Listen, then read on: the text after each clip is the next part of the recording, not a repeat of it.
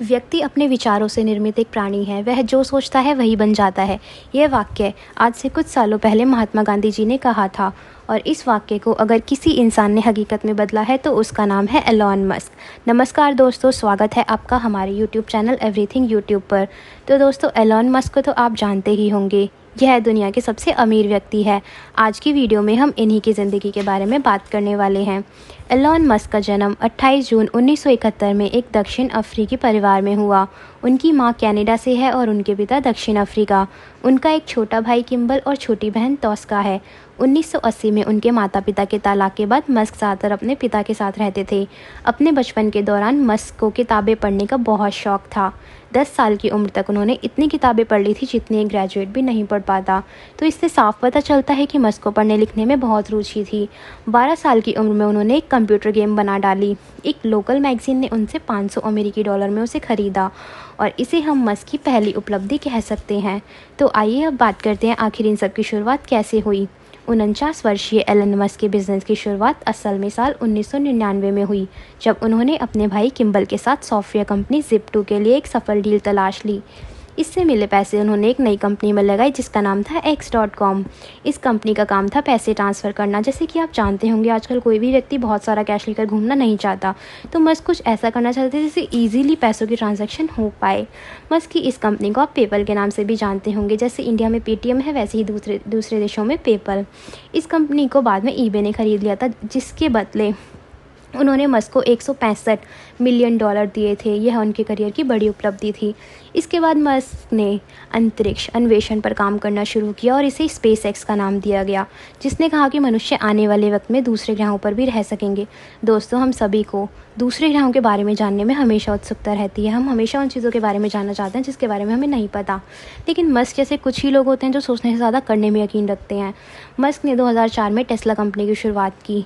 Tesla company की खासियत लाजवाब इलेक्ट्रॉनिक कार से है। मस्क कहते हैं कि फ्यूचर में सब कुछ इलेक्ट्रॉनिक होने वाला है, यहाँ तक कि साइंस रॉकेट भी।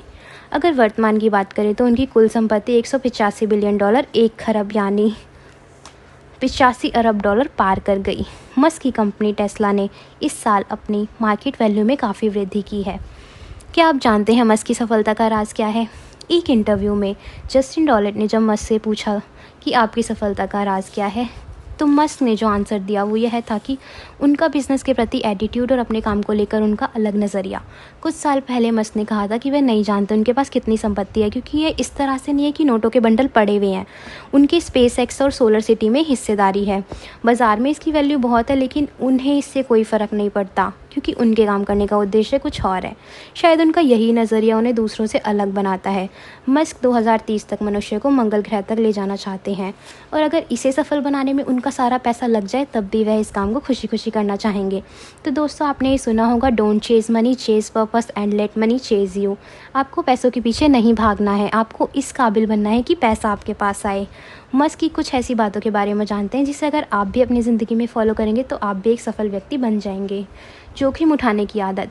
मस्क जोखिम उठाने में माहिर हैं, और यह बात का पता तब चला जब 2008 में मस्क की हालत बहुत ख़राब हो गई थी। SpaceX के तीनों लॉन्च का फेल होना, टेस्ला में बहुत ज़्यादा परेशानी आना, और वह अपना सब कुछ खो चुके थे। आपको यकीन नहीं होगा, एक ऐसा व्यक्ति जो आज सबसे अमीर है, उसे दोस्तों से पैसे उधार लेने पड़े, पर उन्हें कभी इस चीज़ का डर नहीं हुआ। और जब इंटरव्यू में उनसे पूछा गया इस बारे में, तो उन्होंने कहा, ज़्यादा से ज़्यादा क्या होता, मेरे बच्चों को सरकारी स्कूल में जाना पड़ता, और इसमें बड़ी बात क्या है, मैं खुद सरकारी स्कूल से पढ़ा हूँ। दूसरा है काम करने की लत। मस्क अपने काम को लेकर इस कदर सीरियस है कि वह एक हफ्ते में 120 घंटे काम करते थे, और उन्हें मज़ा आता है। यहाँ तक कि जब लॉकडाउन हुआ और उनकी फैक्ट्रीज बंद हुई, तो उन्होंने कहा, जो लोग इस महामारी का हुआ बना रहे हैं वो बेवकूफ़ हैं। कुछ लोग मानते हैं कि मस्क के मन को पढ़ना बहुत ईजी नहीं है। आपकी क्या राय है इस बारे में, ज़रूर बताएं कमेंट करके। अगर आपको ये वीडियो अच्छा लगा तो लाइक शेयर सब्सक्राइब ज़रूर करें।